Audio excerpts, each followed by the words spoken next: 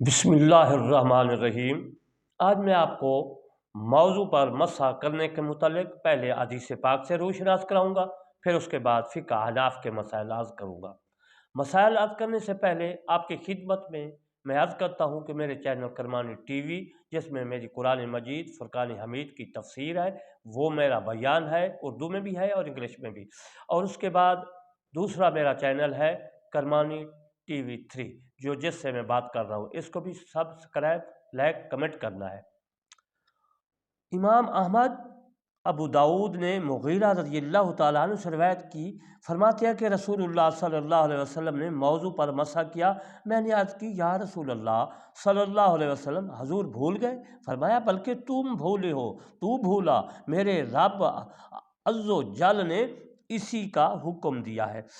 دارقطنی نے ابو بکر رضی اللہ تعالیٰ عنہ سے روایت کی کہ رسول اللہ صلی اللہ علیہ وآلہ وسلم نے مسافر کو 3 دن 3 راتیں اور مقیم کو 1 دن رات موضوع پر مسح کرنے کی اجازت دی، جبکہ طہارت کے ساتھ پہنے ہوں۔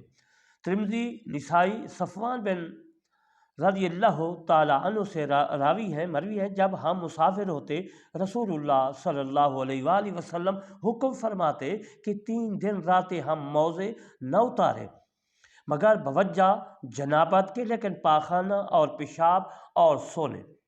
ابو داود نے روایت کیا ہے کہ حضرت علی رضی اللہ تعالیٰ عنہ فرماتے ہیں، اگر دین اپنی رائے سے ہوتا تو موضع کا کلابہ نسبت اوپر کے مسح میں بہتر ہوتا۔ ابو داود، ترمذی، راوی مغیرہ بن شعبہ رضی اللہ تعالیٰ عنہ سے کہتے ہیں کہ میں نے رسول اللہ صلی اللہ علیہ وآلہ وسلم کو دیکھا کہ موضوع کی پشت پر مسح فرماتے ہیں۔ اب میں آپ کو موضوع کے مسح کرنے کے مسائل فقہ احناف کے متعلق عرض کروں گا۔ جو شخص موزہ پہنے ہوئے ہو، وہ اگر وضو میں بجائے پاؤں دھونے کے مسح کرے جائز ہے، اور بہتر پاؤں دھونا ہے، بشرطے کہ مسح جائز سمجھے، اور اس کے جواز میں بکثرت حدیثیں آئی ہے جو قریب تواتر کے ہیں۔ اس لیے امام کرخی رحمۃ اللہ علیہ فرماتے ہیں کہ جو اس کو جائز نہ جانے، اس کے کافر ہو جانے کا اندیشہ ہے۔ امام شیخ الاسلام فرماتے ہیں، جو اسے جائز نہ مانے گمراہ ہے۔ ہمارے امام اعظم ابو حنیفہ رحمۃ اللہ علیہ سے اہل سنت و جماعت کی علامت دریافت کی گئی، فرمایا کہ تفضیل الشیخین و حب الختنین و مسح الخفین۔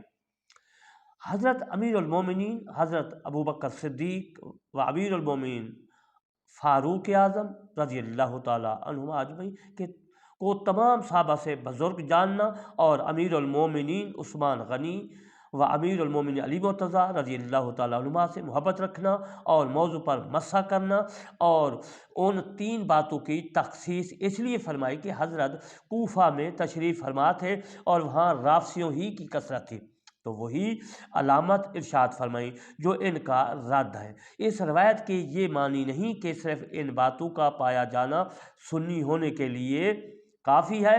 علامت شے میں پائی جاتی ہے، شے لازم علامت نہیں ہوتی۔ یہ حدیث بخاری شریف میں وہابیہ کی علامت فرمائی، سیماہم التحلیق، ان کی علامت سر منڈانا ہے۔ اس کے یہ معنی نہیں کہ سر منڈانا ہی وہابی ہونے کے لیے کافی ہے۔ اور امام احمد بن حنبل رحمۃ اللہ علیہ فرماتے ہیں کہ میرے دل میں اس کے جواز پر کچھ خدشہ نہیں کہ اس میں 40 صحابہ سے مجھ کو حدیث پہنچی جس پر غسل فرض ہے، وہ موضوع پر مسح نہیں کر سکتا، عورتیں بھی مسح کر سکتی ہیں۔ مسح کرنے کے لیے چند شرطیں ہیں۔ پہلی شرط یہ ہے کہ موضع ایسے ہوں کہ ٹخنے چھپ جائے، اس سے زیادہ ہونے کی ضرورت نہیں، اور اگر وہ 1 انگل کم ہو جب بھی موضع درست ہی ایڑی نہ کھولی ہو۔ نمبر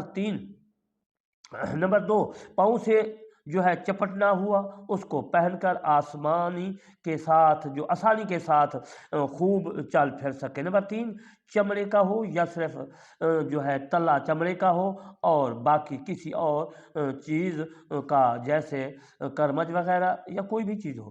ہندوستان میں جو عموماً سوتی یا اونی موزے پہنے جاتے ہیں، ان پر مسح جائز نہیں، ان کو اتار کر پاؤں دھونا فرض ہے۔ نمبر 4، وضو کر کے پہنا ہوا، یعنی پہننے کے بعد اور حدث سے پہلے ایک ایسا وقت ہو کہ اس وقت میں وہ شخص باوضو خواہ پورا وضو کر کے پہنے یا صرف پاؤں دھو کر پہنے، بعد میں وضو पूरा कर लिया। अगर पाँव धोकर मोज़े पहन लिए और हदस से पहले मुंह हाथ धोने और सिर का मसा कर लिया तो भी मसा जायज़ है। और अगर सिर्फ पाँव धोकर पहने और बाद पहनने के वज़ू पूरा ना किया और हदस हो गया तो अब वज़ू करके जो करते वक़्त मसा जो है, फिर मैं आपको अर्ज़ कर देता हूँ, तो अब वज़ू करते वक़्त मसा जायज़ नहीं है।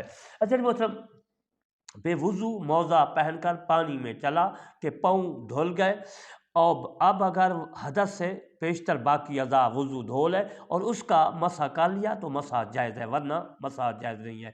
वज़ू करके एक ही पाँव में मौज़ा पहना और दूसरा न पहना, यहाँ तक कि हदस हुआ तो उसके एक पर भी मसा जायज़ नहीं, दोनों पाँव का धोना फ़र्ज़ है।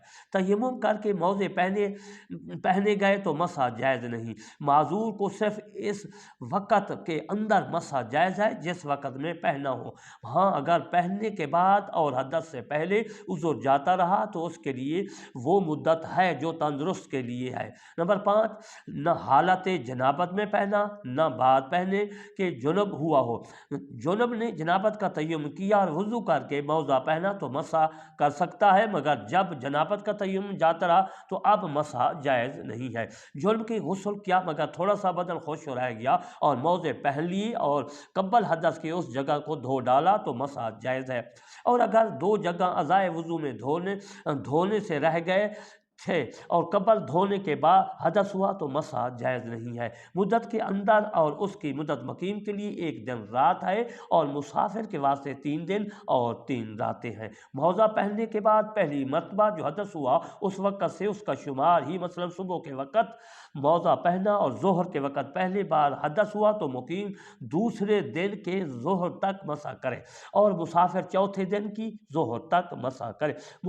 मसा चौथे दिन तक ज़ोहर तक। मुकीम को 1 दिन और रात पर पूरा न हुआ तो सफ़र जो है किया तो अब इब्तदाए हदस से 3 दिन रातों 3 दिन 3 रातों तक मसा कर सकता है। और मुसाफिर ने अकामत की नियत कर ली तो अगर 1 दिन रात पूरा कर चुका है तो मसा जाता रहा और पाँव धोना फ़र्ज़ हो गया तो नमाज में था तो नमाज जाती रही, और अगर 24 घंटे पूरे न हुए तो जितना बाकी है पूरा कर लेना। नंबर 7, कोई मौज़ा पाँव की छोटी 3 उंगलियों के बराबर फटा हुआ न हो, यानी चलने में 3 उंगलियां बदन ज़ाहिर न होता, तो अगर 3 उंगल फटा हुआ और बदन 3 उंगली से कम दिखाई देता है तो भी मसा जायज़ है।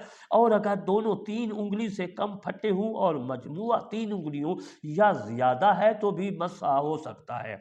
सलाई खोल जाए जब भी यही हुक्म है, हर एक में 3 उंगली से कम है तो जायज़ है, वरना नहीं।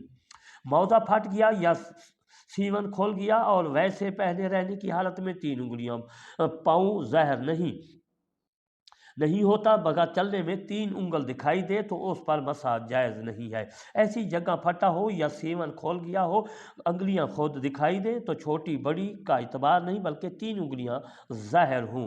एक मौज़ा चंद जगह कम से कम इतना फट गया हो कि उसमें सौतेली जगह से जो है उन सब का मजमुआ 3 उंगली से कम है तो मसा जायज़ है, वरना मसा जायज़ नहीं है। टखने से ऊपर कितना ही फटा हो उसका इतबार नहीं है। मसा का मैं आपको अब तरीका बताता हूँ। मसा का तरीका ये है कि दाहिने हाथ की 3 उंगलियां अपने जो है दाहिने पाँव की पुष्ट के सरे से और बाएं हाथ की उंगलियां बाएं पाँव की पुष्ट के सरे से रख कर पिंडली की तरफ कम से कम बकदरे 3 उंगलियां के खींच ली जाए और सुन्नत यह है कि पिंडली तक पहुँच जाए। उंगलियों का तर होना ज़रूरी है। हाथ धोने के बाद जो तरी बाकी रह गई उसे मसा जायज़ है, और उसका मसा क्या, और हनूज हाथ में तरी मौजूद है तो यही काफ़ी नहीं, बल्कि फिर जो है नए पानी से हाथ तर कर ले, कुछ हिस्सा हथेली का भी शामिल हो तो हर्ज नहीं है। मसा में फ़र्ज 2 है। हर मौज़ा का मसा हाथ की छोटी उंगलियों के बराबर होना, मौज़े के पीठ पर होना, मौज़े के तले या जो है करवटों या टखने या पिंडली या एड़ी पर मसा किया तो मसा न रहा।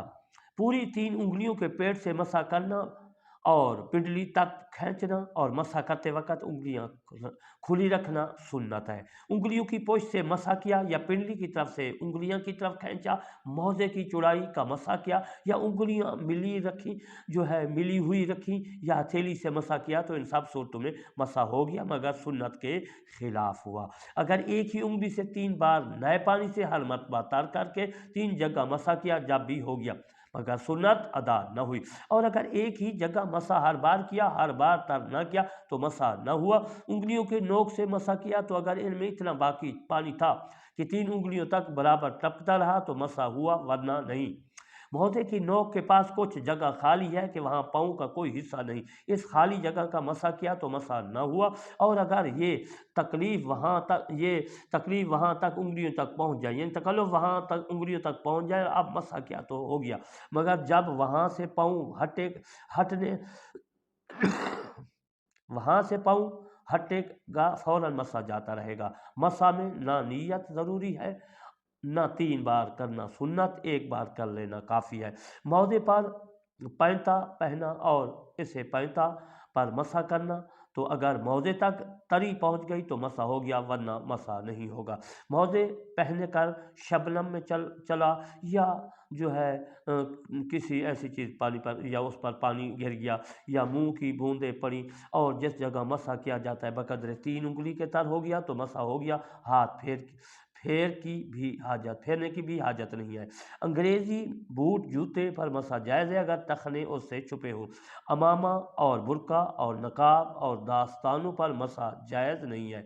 مطلب انشاءاللہ پھر میں آپ کو یہ عرض کروں گا کہ مسح کن چیز سے ٹوٹتا ہے۔ تو میں دعا کرتا ہوں اللہ تبارک و تعالی ہمارے یہ مسائل اپنی بارگاہ میں منظور و مقبول فرمائے، اور میں آخر میں ریکویسٹ کرتا ہوں میرے چینل کرمانی ٹی وی اور کرمانی ٹی وی 3 کو سبسکرائب اور لائک کمنٹ کریں تاکہ لوگوں تک یہ مسائل پہنچے۔ وما علینا الا البلاغ المبین۔